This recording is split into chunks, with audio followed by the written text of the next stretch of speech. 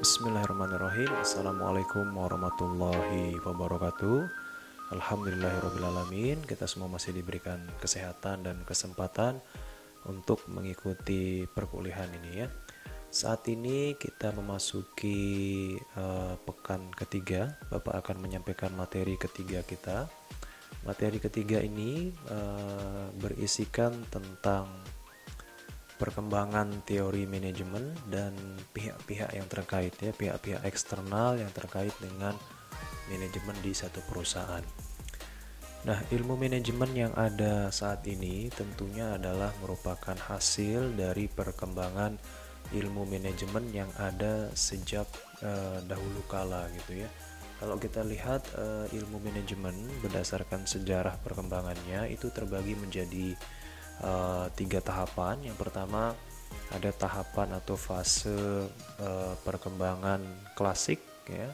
Kemudian yang kedua ada neoklasik dan yang ketiga modern yang ada saat ini ya. Mungkin bisa keempat nanti postmodern mungkin ya. Nah, yang klasik itu sendiri itu berawal pada saat revolusi industri yang pertama ya. Jadi mungkin kita sering mendengar revolusi industri 4.0 atau revolusi industri keempat gitu ya. Apa sih sebenarnya revolusi industri? Revolusi itu sendiri itu bermakna perubahan yang sangat besar ya di bidang apa? Di bidang industri itu sendiri. Nah, revolusi industri itu sekarang sudah masuk ke yang keempat, dimulai tentunya dari yang pertama yaitu pada saat ditemukannya mesin uap ya. Jadi mesin-mesin yang ada itu dioperasikan menggunakan uap ya. Jadi sederhananya mungkin seperti ini ya. Di satu mesin nanti di sana ada air, yang air ini kemudian dimasak gitu ya, direbus pakai kayu bakar atau pakai batu bara, kemudian nanti mengeluarkan uap. Nah, uap inilah yang kemudian dipakai memutar mesin gitu ya. Banyak contoh pengaplikasiannya rata-rata untuk alat-alat transportasi ya, seperti kereta api. Itu sebabnya kenapa dinamakan kereta api ya, karena memang di kereta tersebut ada apinya untuk membakar atau memanaskan air tersebut yang kemudian mengeluarkan uap. Uap itulah yang dipakai untuk memutar mesinnya. Kemudian masuk ke fase yang kedua, itu udah mulai menggunakan listrik ya, alat-alatnya sudah mulai menggunakan listrik. Kemudian masuk ke fase yang ketiga, itu sudah menggunakan komputerisasi, ada robot juga ya. Kemudian masuk kita ke fase yang keempat sekarang, dimana semuanya serba digital ya, serba kecerdasan buatan ya. Seperti mobil Tesla. Misalnya mobil Tesla itu adalah salah satu mobil dari ini ya, dari Amerika ya, punyanya Elon Musk ya, kalau pernah dengar. Jadi mobil Tesla ini bisa automatic drive ya, bisa berjalan sendiri secara otomatis tanpa perlu disetir gitu ya.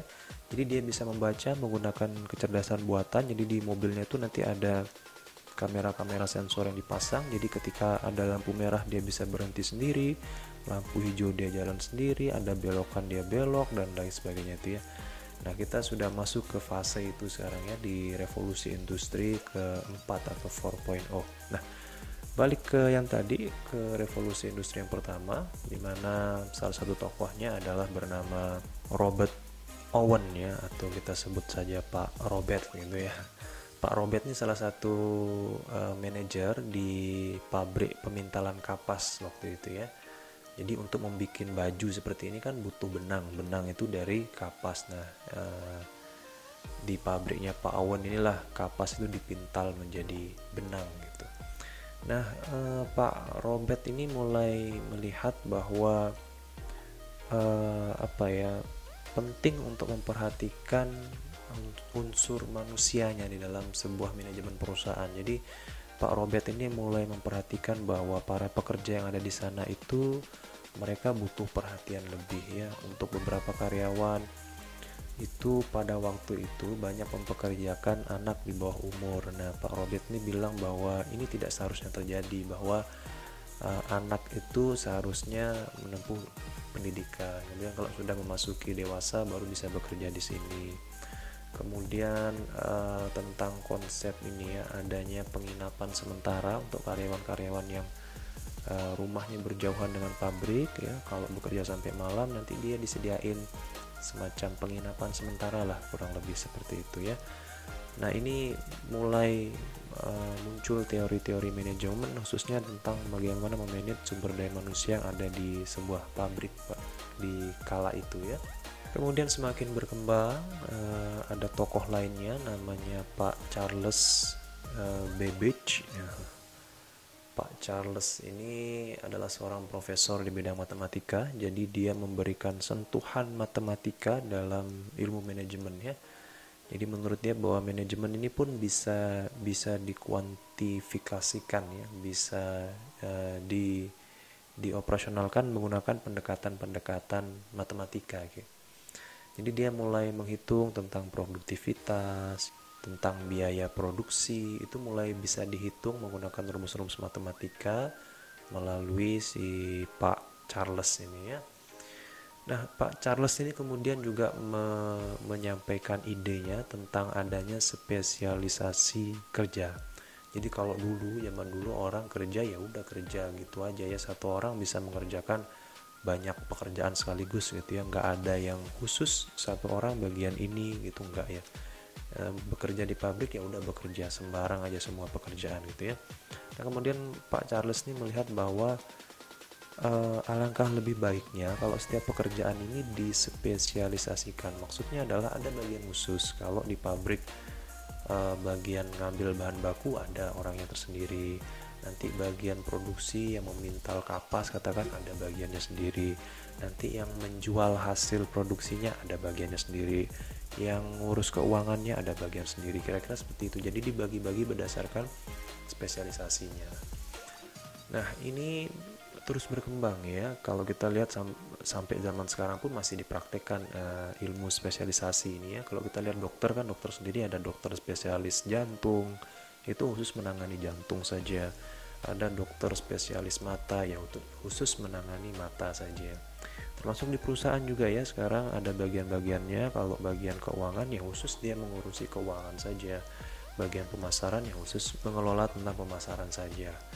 Tetapi kalau kita coba lihat kembali ya, pada beberapa perusahaan itu dijumpai orang-orang yang bekerja di bagian tertentu tetapi bukan spesialisasinya. Artinya perusahaan mempekerjakan orang di luar keahliannya. Orang tersebut tidak bisa keuangan tapi kok dipekerjakan atau ditempatkan memiliki jabatan di bagian keuangan yang pada akhirnya tidak bisa mengelola keuangan. Nah, pada praktiknya hal-hal seperti ini sering sekali terjadi ya, termasuk ketika Bapak bekerja dulu di sebuah perusahaan juga sempat mengalami hal seperti ini ya. Orang-orang yang tidak memiliki basic pengetahuan tentang keuangan itu justru ditempatkan di bagian keuangannya. Nah, kalau kita coba pelajari, tampaknya ada gap ya, ada perbedaan antara teori dengan praktiknya. Nah, kalau Bapak coba analisis ya, ada beberapa hal yang setidaknya menyebabkan orang-orang bekerja di sebuah perusahaan tidak sesuai dengan bidang keahliannya. Karena kalau berdasarkan hadis kan juga ada ya, bahwa kalau kalian menyerahkan sesuatu bukan pada ahlinya maka tunggulah kehancuran gitu. Nah, balik ke tadi ya, kenapa sih alasannya kok perusahaan melakukan hal tersebut ya. Yang pertama adalah karena keterbatasan modal. Jadi keterbatasan modal bisa menjadi alasan ya, karena ketika perusahaan mempekerjakan seseorang yang memang ahli di bidangnya, katakan dia di bidang akuntansi dan memang dia ahli di bidang tersebut, maka perusahaan tersebut harus membayar lebih ya. Kenapa? Karena dia membayar atau skill kemampuan orang tersebut yang beda dengan karyawan lainnya ya, karena dia khusus menangani masalah akuntansi tadi.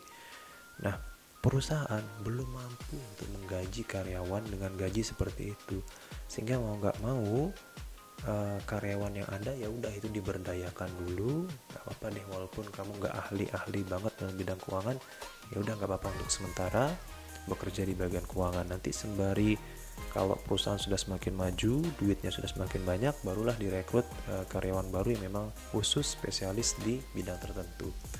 Kemudian alasan yang kedua adalah karena ketidakadaan orang dengan keahlian khusus. Kayak misalkan dulu di perusahaan tempat Bapak bekerja ya, itu kan memproduksi paving block ya. Paving block tuh kayak yang di parkiran kampus itu loh. Ya, nah itu diproduksi menggunakan mesin ya. Jadi ada mesinnya tuh besar banget ya, mungkin ada satu ruangan ini. Mesinnya nanti dimasukin pasir, semen, kemudian diolah keluar langsung jadi paving block gitu ya. Saking canggihnya mesin itu ya.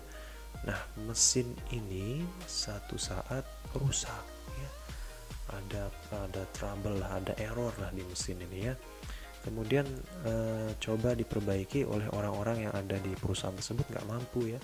Dicari teknisi yang ada di Lombok, nggak ada ya yang khusus menangani mesin dengan spesifikasi seperti itu. Akhirnya mau nggak mau kita panggil orang dari Surabayanya langsung, dari pabrik mesinnya itu, untuk memperbaiki mesin tersebut. Nah, artinya di bidang-bidang tertentu memang boleh jadi belum ada orangnya di daerah tersebut yang mampu menangani hal tersebut, sehingga mau nggak mau ditempatkan, ya udah deh siapa saja deh, yang penting tahu sedikit nggak apa-apa, ditempatkan di situ dulu. Kira-kira seperti itu ya. Jadi boleh jadi memang karena ketidakadaan sumber daya manusianya itu, khususnya untuk hal-hal yang memang butuh keahlian khusus ya. Kemudian alasan yang ketiga, ini tentu alasan yang tidak dibenarkan, yaitu karena adanya praktik nepotisme namanya. Nepotisme ini adalah mempekerjakan orang berdasarkan hubungan kekerabatan, hubungan keluarga gitu ya, mentang-mentang adik misalnya atau adik kandungnya ya udah ditempatkan di satu jabatan tertentu, katakan manajer keuangan, padahal nggak ngerti-ngerti banget keuangan gitu. Cuman karena alasan bahwa dia memiliki hubungan keluarga dengan pemilik perusahaan. Nah, ini juga bisa menjadi salah satu alasan kenapa ada orang yang bekerja di satu jabatan tertentu yang dia bukan ahlinya di sana. Nah, sebenarnya boleh-boleh saja sih ketika sebuah perusahaan itu mempekerjakan para keluarganya ya, tetapi dengan catatan harus profesional ya, harus profesional. Nggak apa-apa mempekerjakan anak, mempekerjakan keluarga ya, yang penting dia profesional bekerja di bidangnya dan memang dia mampu gitu ya. Kemudian kita berbicara tentang perkembangan selanjutnya, tokoh selanjutnya yaitu namanya Frederick W. Taylor ya. Taylor nih, jangan-jangan tukang jahit ini ya, Taylor ya. Oke, nah si Pak Taylor ini adalah dijuluki sebagai bapak manajemen ilmiah ya. Kenapa? Karena si Pak Taylor ini mulai mengilmiahkan ilmu manajemen. Jadi ilmu manajemen yang awalnya sekedar wacana-wacana saja gitu ya, pendapat-pendapat beberapa orang, sekarang mulai dijadikan satu, disusun secara sistematis ya, pengertiannya ini, kemudian susunannya ini, ada perumusan masalahnya, ada pemecahan masalahnya, ada analisisnya, ada metodologinya, mulai dia tersusun secara ilmiah gitu. Pak Taylor ini juga mulai mencanangkan ide tentang ini ya, riset dan penelitian. Jadi ilmu manajemen ini agar dapat berkembang lebih pesat harus ada risetnya, harus ada penelitiannya. Nah, mulailah setelah itu banyak dilakukan penelitian-penelitian di bidang ilmu manajemen. Kemudian ke tokoh selanjutnya yaitu Pak Harrington, namanya Harrington Emerson. Nah, Pak Hari ini itu mencetuskan ide tentang adanya standar operating procedure atau SOP ya. Jadi SOP itu adalah standar operasional prosedur ya. Maksudnya adalah kalau kita mau melakukan satu pekerjaan itu ada urutan-urutannya. Contoh misalkan kita mau masak nasi goreng ya, misalkan pedagang nasi goreng lah gitu ya, pedagang yang gak yakin sama jualannya ya. Kenapa? Karena nasi udah matang masih digoreng ya. Ini misalkan nasi goreng itu kan ada urutan-urutannya, mulai dari yang pertama nasinya direbus dulu, dimasak dulu, kemudian nanti dimasukkan ke ininya, wajannya, kemudian kasih minyak, kasih telur, kasih ini, kasih gula, kasih garam, kasih penyedap segala macam, terus nanti dihidangkan, terus jadi ada urutan-urutannya mulai dari step 1, step 2, step 3 dan seterusnya ya. Nah, dalam setiap pekerjaan itu menurut Pak Taylor ini harusnya seperti itu. Jadi ada sistematikanya, ada urutan-urutannya. Kalau kamu mau bekerja katakan di bagian customer service, itu ada urutan-urutannya, mulai dari customer datang, kita harus berdiri, kemudian menyambutnya, kemudian mengucapkan salam, mempersilahkan duduk, baru menanyakan apa keperluannya, baru ini dan seterusnya dia. Jadi urutan-urutan proses dalam bekerja itu disebut dengan SOP. Nah, ini mulai dicetuskan idenya di masa Pak Taylor ini ya, dan sampai sekarang tetap dipakai ya. Jadi kalau kalian nanti bekerja di sebuah perusahaan, ketika kalian ditempatkan di satu jabatan tertentu, kalian akan dikasih tahu tuh, ini SOP-nya, ini loh yang harus kalian lakukan ketika nanti bekerja. Kemudian masuk ke tokoh selanjutnya, yaitu Pak Henry Fayol namanya ya. Pak Henry Fayol ini asalnya dari Prancis. Dia menerbitkan satu buku, di mana dalam satu buku ini sampai sekarang masih digunakan ya. Jadi di dalam satu buku ini terdapat berbagai macam materi. Salah satunya adalah yang sudah pernah kita pelajari di pertemuan sebelumnya, yaitu tentang fungsi manajemen. Jadi ada planning, organizing, actuating, controlling. Nah, itu dicetuskan oleh si Pak Fayol ini ya. Kemudian termasuk unsur manajemen yang kemarin sempat kita bahas, ada manajemen operasional, manajemen sumber daya manusia, manajemen keuangan, dan manajemen pemasaran. Itu juga materinya ada dalam bukunya Pak Fayol ini yang diterbitkan pada waktu itu ya. Nah, ini kemudian yang menjadi dasar untuk perkembangan ilmu manajemen sampai dengan saat ini. Kemudian yang selanjutnya ada Ibu Mary ya. Ibu Mary ini mulai memasukkan unsur-unsur lain dalam ilmu manajemen, yaitu dia mulai memasukkan unsur psikologi. Nah, unsur psikologi ini khususnya ada pada manajemen sumber daya manusia. Jadi ketika itu mungkin banyak sekali terjadi konflik-konflik ya di beberapa perusahaan. Nah, konflik-konflik ini coba diselesaikan melalui pendekatan psikologi. Jadi coba dilihat, kenapa sih orang kok ini konflik ya, apakah karena karakter bawaannya, orangnya suka pemarah, atau ada yang membuatnya marah, atau apa, dan seterusnya. Itu dikaji melalui sudut pandang psikologi. Nah, ini nanti berkembang menjadi manajemen sumber daya manusia, menjadi manajemen organisasi, itu ya, dimana psikologi digabungkan dengan ilmu manajemen. Nah, itu dia perkembangan fase klasik ya. Sekarang kita masuk ke fase neoklasik yang sudah agak baru ya. Nah, di fase neoklasik ini mulai dipelajari perilaku. Kalau tadi kan psikologi itu mempelajari perilaku karyawannya. Nah, kalau sekarang mulai dilebarkan lagi, diluaskan lagi, jadi bagaimana mempelajari perilaku organisasinya, perilaku perusahaannya secara menyeluruh itu seperti apa. Karena tentu saja beda-beda perusahaan kan beda-beda perilakunya ya, beda-beda budayanya.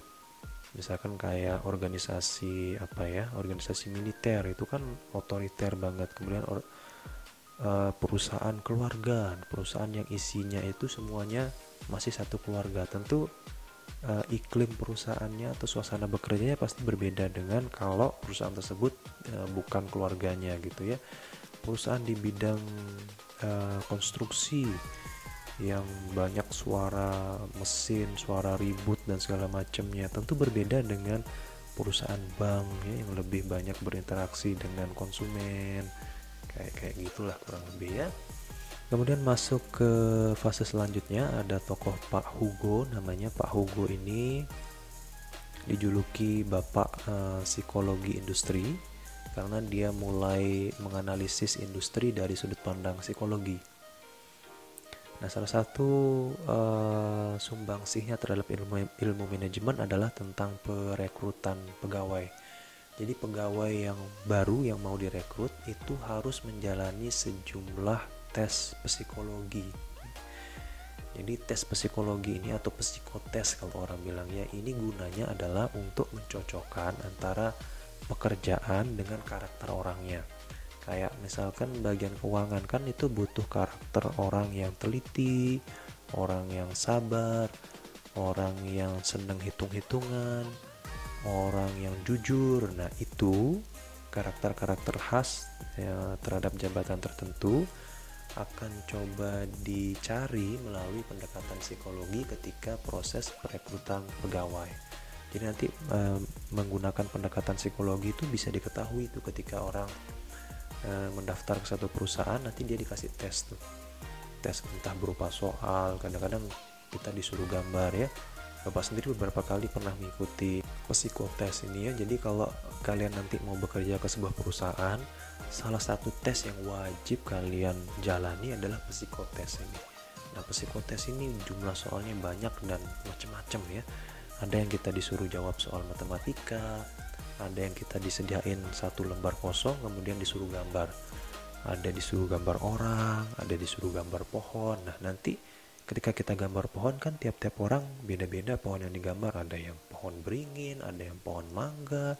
Nah, dari gambar kita itu nanti bisa dibaca karakternya orang nih seperti apa. Oh, ini orangnya kurang detail. Oh, ini orangnya kurang sabar. Berarti nggak cocok di bagian keuangan yang tadi itu. Nah, kira-kira seperti itu gambarannya untuk psikotes tadi ya.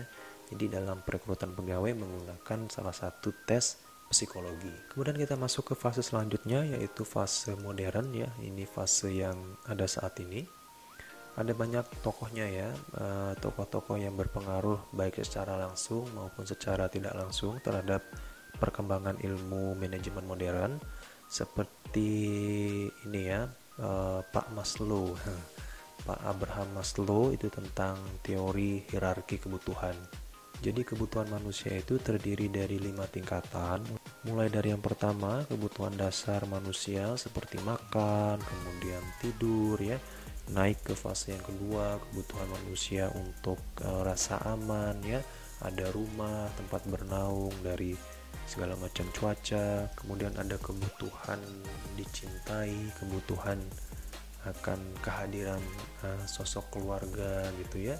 Kemudian naik lagi kebutuhan penghargaan diri, mereka butuh sebuah penghargaan atas prestasi-prestasi yang sudah dicapai. Kemudian naik lagi ke yang paling atas, ada kebutuhan aktualisasi diri. Jadi bagaimana seseorang itu bisa benar-benar melakukan hal yang dia sukai, hal yang dia cintai gitu ya, melakukan passionnya kalau kata orang gitu ya. Ketika seseorang sudah bisa melakukan passionnya, sesuatu yang memang dia gregetnya di sana, itu sudah nyampe pada level yang paling atas itu. Nah, ini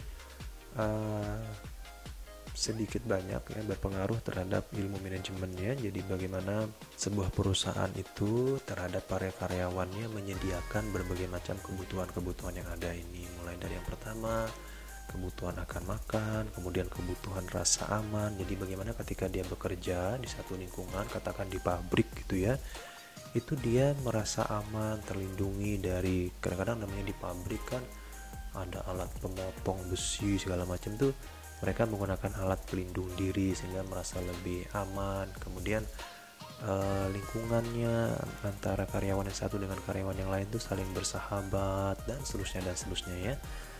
Tokoh selanjutnya adalah Pak Robert dan Jane. Dia mengemukakan atau mencetuskan ide tentang gaya kepemimpinan. Jadi ketika ada seseorang yang menjadi pemimpin di sebuah perusahaan, itu dia memiliki beberapa gaya dalam memimpin ya.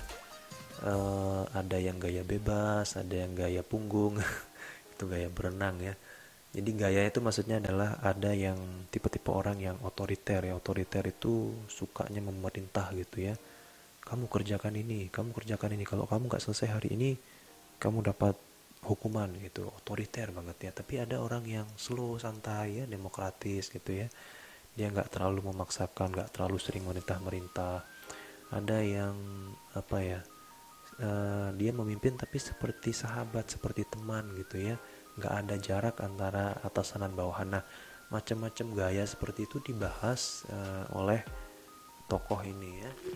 itu dibagi menjadi 5 gaya kepemimpinan. Nah, detailnya seperti apa nanti ini ada di manajemen sumber daya manusia ya, bab khusus tentang kepemimpinan ya.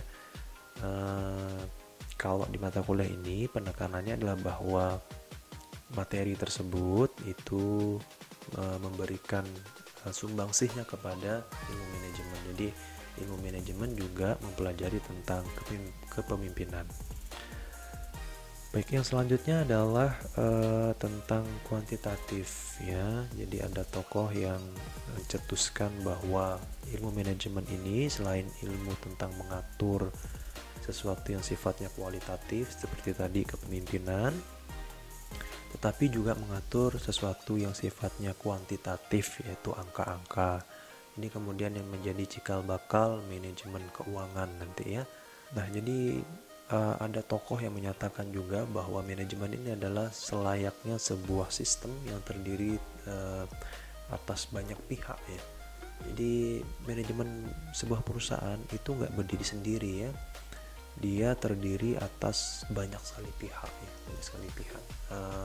Pihak internal perusahaannya sendiri, pihak eksternal itu seperti nanti ada pesaing ya, ada konsumen, ada pemerintah yang mau nggak mau akan mempengaruhi perusahaan juga. Contohnya pemerintah, ketika pemerintah mengeluarkan undang-undang baru tentang upah minimum pekerja, nah ini kan bisa membawa dampak kepada perusahaan kita gitu ya.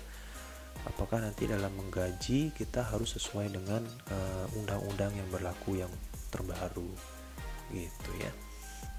Itu dia pemaparan tentang perkembangan teori manajemen yang ada, mulai dari yang klasik, neoklasik sampai yang modern. Nah, pertanyaannya kemudian adalah setelah yang modern ini bakal jadi seperti apa manajemen di masa depan nanti ya? Apakah kemudian ilmu manajemen ini akan tergantikan oleh robot gitu ya? Sama seperti cita-citanya Elon Musk ya, yang tadi yang punya Tesla itu ya, dia ingin membangun koloni di Mars ya. Dia bahkan sudah meluncurkan roket ya. Jadi kalau selama ini kan peluncuran roket, ketika roketnya terbang, kemudian nanti peluncurnya itu biasanya sudah nggak bisa dipakai lagi. Tapi kalau ini dia menciptakan bagaimana roket itu terbang, kemudian nanti bisa balik lagi, bisa terbang lagi dan seterusnya gitu ya. Jadi luar biasa banget memang Elon Musk itu ya. Oke, by the way, sekarang kita akan lanjutkan materinya kepada tadi itu ya, pihak-pihak eksternal, pihak-pihak yang berkaitan dengan sebuah perusahaan ya. Mulai dari yang pertama, lingkup paling kecil adalah perusahaan itu sendiri ya. Perusahaan itu sendiri tentunya terdiri dari berbagai macam karyawan-karyawannya di masing-masing jabatan, masing-masing divisi atau departemennya. Kemudian kita lihat lebih luas lagi lingkungannya, ada lingkungan mikro namanya. Di lingkungan mikro ini contohnya ada konsumen, ada supplier. Kemudian ada lingkungan makro lebih luas lagi. Di situ ada ekonomi, sosial, politik. Kemudian lebih luas lagi nanti ada lingkungan dunia internasional ya, sudah antar negara. Nah, kita akan coba bahas satu persatu. Mulai dari kalau lingkungan internal perusahaan kan sudah kita bahas tadi ya. Sekarang kita mulai dari lingkungan mikro. Lingkungan mikro yang pertama adalah pesaing ya. Nah, pesaing ini adalah salah satu pihak yang mana harus menjadi bahan pertimbangan juga bagi seorang manajer dalam mengambil satu keputusan ya. Nah, terhadap pesaing tentunya kita harus melakukan berbagai strategi ya. Salah satunya adalah strategi diferensiasi namanya, yaitu membedakan diri dengan pesaing gitu ya. Membedakan diri ini dalam banyak hal ya. Yang pertama bisa dalam hal harga. Kalau pesaing dia menawarkan harga sekian, perusahaan kita harus bisa menawarkan harga yang lebih murah misalkan. Supaya apa? Supaya menarik lebih banyak konsumen untuk berbelanja di perusahaan kita. Kalaupun kita nggak bisa menawarkan harga yang lebih murah, kita bisa menawarkan harga yang sama tetapi dengan skema diskon.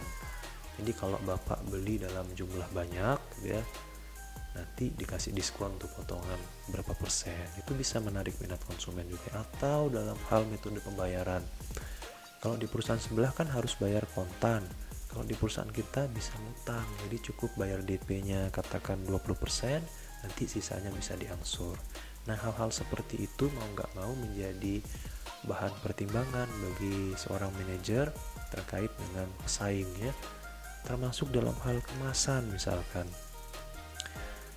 kemasan produk itu juga bisa menjadi pembeda kita dengan perusahaan lain ya. Contohnya keripik pisang misalkan, kalau rata-rata orang keripik pisang jualannya pakai plastik biasa gitu, kalau kita kemas sedemikian rupa ya sehingga menarik minat konsumen gitu ya, walaupun ketika dibuka ya tetap aja keripik pisang isinya, tapi setidaknya packagingnya itu menarik untuk dilihat, menarik untuk dibeli oleh konsumen ya. Kemudian yang selanjutnya adalah pelanggan atau customer ya. Pelanggan atau customer ini jelas ya akan mempengaruhi pengambilan keputusan seorang manajer di sebuah perusahaan ya.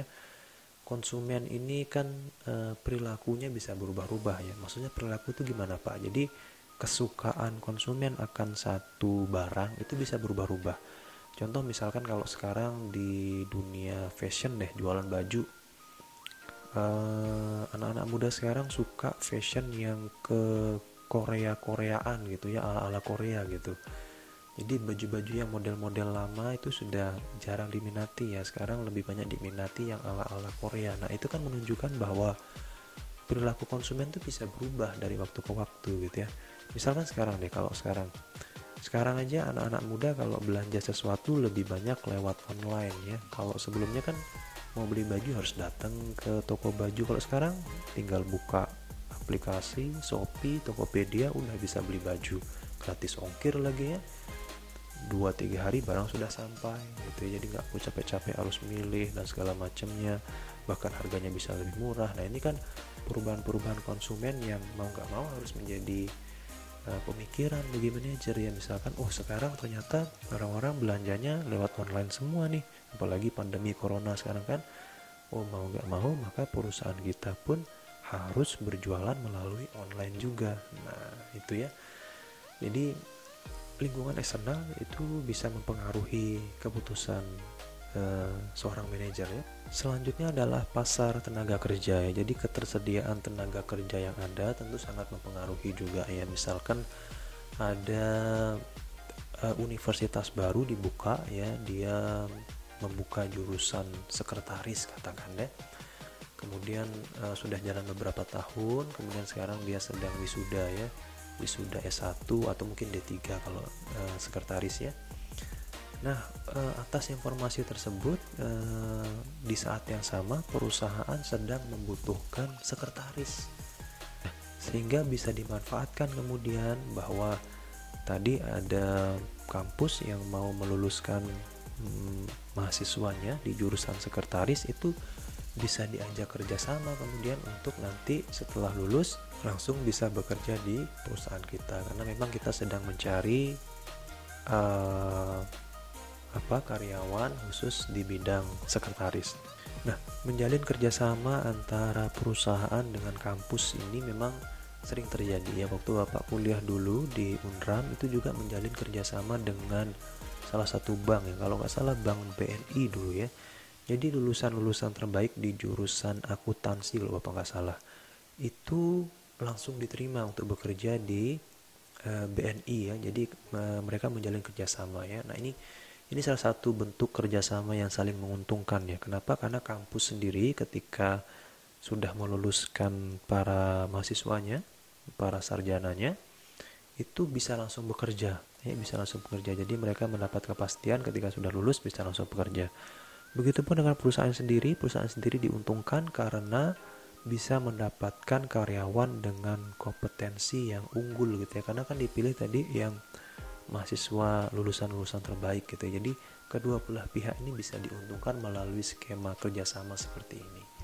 Kemudian yang selanjutnya adalah adanya lembaga keuangan. Jadi lembaga keuangan ini salah satu contohnya misalkan di Pegadaian lah katakannya, Pegadaian menawarkan gadai dengan bunga yang murah gitu ya, sehingga orang banyak yang menggadaikan emasnya kemudian dapat uang.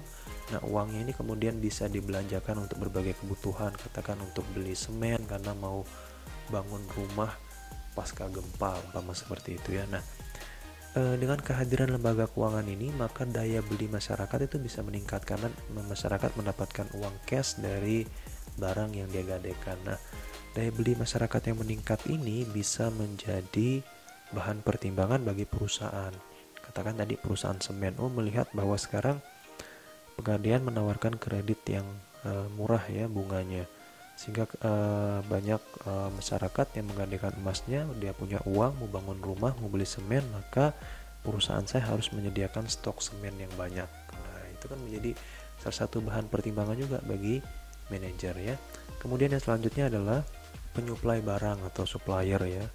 Penyuplai barang atau supplier ini menjadi salah satu pihak yang cukup penting juga bagi perusahaannya, karena terkait dengan ketersediaan bahan baku, baik dari ketersediaan stoknya, jumlah barangnya, maupun kualitas barangnya, maupun harganya ya. Kita bisa negosiasi harga, mendapatkan harga yang lebih murah dari supplier-supplier yang ada, sehingga kita bisa memproduksi dengan harga yang lebih murah dan pada akhirnya bisa mendapatkan margin keuntungan yang lebih banyak ketika kita menjual produk tersebut. Kemudian ada pihak pemerintah. Nah, pihak pemerintah ini terkait dengan izin biasanya ya. Mulai dari kalau lembaga keuangan ya, perusahaan kita bergerak di bidang lembaga keuangan, itu harus minta izin nanti ke OJK, Otoritas Jasa Keuangan. Kalau perusahaan kita bergerak di bidang makanan atau di bidang obat, tentu harus ke BPOM ya, untuk diperiksa lah di laboratorium bahwa produk makanan atau obatnya tersebut memang layak dikonsumsi gitu ya, tidak mengandung unsur-unsur yang seperti formalin yang gitu-gitu, nggak seperti itu ya. Kemudian terkait dengan kehalalan produk ya, bisa perizinan ke MUI, Majelis Ulama Indonesia. Jadi perizinan seperti itu mau tidak mau nanti menjadi bahan pertimbangan juga bagi seorang manajer ya. Ketika mau membuat satu produk baru, maka izin-izinnya tersebut harus lengkap ya. Oke, itu dia tadi tentang lingkungan mikro. Sekarang kita akan coba lihat lingkungan yang lebih luas lagi, yaitu lingkungan makro. Lingkungan makro yang pertama adalah teknologi, di mana teknologi ini sangat-sangat berpengaruh terhadap perusahaannya. Contohnya adalah misalkan teknologi di bidang perbankan ya, kehadiran ATM, Automatic Teller Machine, mesin teller otomatis, atau kalau bahasa Indonesianya anjungan tunai mandiri. Nah, kehadiran ATM ini kan mau tidak mau lama-lama bisa menggantikan teller bank. Kenapa? Karena hampir semua kegiatan yang kita bisa lakukan di teller bank ya, itu bisa kita lakukan di ATM. Kayak mau narik uang, tarik tunai bisa di ATM. Mau setor tunai, mau masukin uang ke ATM kan bisa, ada ATM khusus setor tunai itu kan. Mau transfer bisa lewat ATM. Jadi semua hal yang kita butuhkan bisa kita dapatkan di mesin tersebut, sehingga lama kelamaan kita nggak butuh lagi tuh teller bank gitu ya. Makanya beberapa orang ada yang memprediksi salah satu pekerjaan yang bakal punah di masa depan adalah teller bank itu, karena tergantikan oleh mesin itu. Nah, ini jelas ini akan berpengaruh terhadap perusahaan tersebut ya, tentang kehadiran teknologi itu ya. Kemudian ekonomi ya, ketika terjadi resesi umpamanya, Indonesia mengalami resesi, inflasi, tentu akan mempengaruhi daya beli masyarakat, sehingga produk-produk yang kita jual itu penjualannya menurun dikarenakan adanya inflasi atau perpajakan ya. Misalkan ketika kita jualan itu harus ada PPN 10%. Nah, mau nggak mau harga jual yang kita berikan kepada konsumen harus dinaikkan sedikit karena masuk unsur pajaknya nanti di sana. Kemudian sosial budaya juga sangat mempengaruhi perusahaan. Contohnya bidang kesehatan ya, pandemi corona sekarang kan perusahaan-perusahaan pada sepi pengunjung gitu ya, ini sangat berpengaruh juga. Atau kebudayaan, misalkan kayak di Bali, misalkan kalau di Bali itu kan kepercayaan masyarakat sana kan mereka tidak mengkonsumsi daging sapi ya, karena ada kepercayaan khusus, memang mereka nggak mengkonsumsi daging sapi tersebut ya. Nah, oleh sebab itu para penjual bakso yang ada di Bali itu rata-rata nggak menjual bakso daging sapi, tapi menjual bakso daging ayam atau daging ikan. Nah, ini kan kebudayaan yang bisa mempengaruhi ke perusahaannya. Jadi perusahaan yang awalnya, katakan perusahaan atau usaha bakso tadi yang awalnya pakai daging sapi, karena kebudayaannya seperti ini harus menyesuaikan diri, harus beradaptasi menggunakan bakso ayam atau bakso ikan tadi. Kemudian politik, hukum itu juga bisa mempengaruhi ya. Politik umpama tadi ada upah minimum gitu ya, itu mempengaruhi kita dalam menggaji karyawan. Atau bidang politik ya, ketika sekarang mau pilkada ya, ketika mau pilkada pesanan baliho itu pasti meningkat, sehingga manajer sekarang harus ngambil keputusan, oh sekarang mau masuk musim pilkada, maka kebutuhan baliho akan meningkat, saya harus menyediakan stok baliho yang cukup banyak gitu. Jadi ketika konsumen nanti datang, saya bisa cepat mengerjakan gitu ya. Jangan sampai nanti kita nggak nyetok bahan baku, konsumen datang banyak, kita nggak bisa melayani, akhirnya konsumennya lari atau pindah ke perusahaan lain gitu ya. Nah, hal-hal seperti itu bisa mempengaruhi perusahaan juga ya. Nah, lingkungan yang selanjutnya adalah lingkungan yang paling luas, yaitu namanya lingkungan internasional ya. Ini sudah berkaitan antar negara ya. Ini lebih banyak berkaitan tentang ekspor impor ya, dimana ekspor impor ini bisa mempengaruhi perusahaan ya. Salah satu contohnya adalah ketika barang-barang Cina masuk atau diimpor dari Cina masuk ke Indonesia, dimana kita ketahui barang-barang Cina ini murah-murah banget ya. Nah ini bisa sedikit mengganggu perusahaan mungkin ya dalam hal penjualan ya, karena kalah bersaing dengan produk-produk impor gitu ya.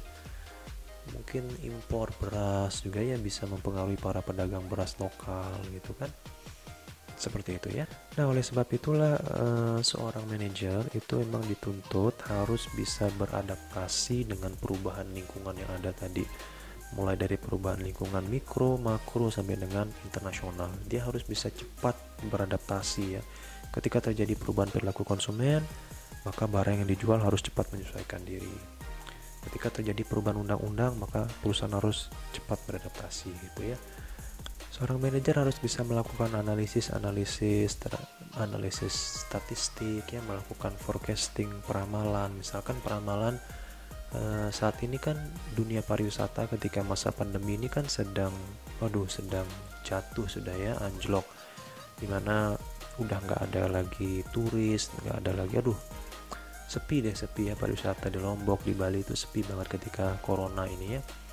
Nah kemudian seorang manajer perusahaan harus bisa memprediksi, meramalkan kira-kira di tahun mendatang ketika corona ini sudah selesai pasti akan ada lonjakan wisatawan datang ke daerah-daerah pariwisata seperti Lombok ini.